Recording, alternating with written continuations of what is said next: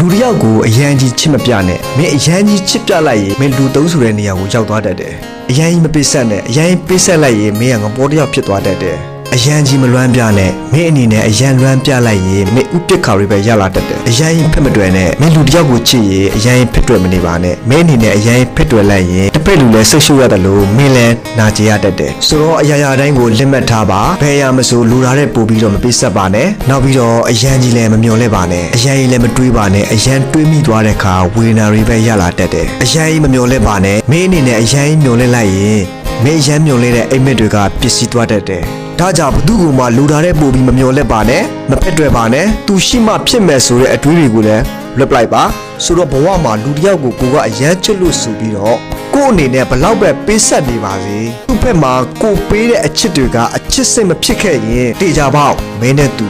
ဝေးရမှာပါပဲ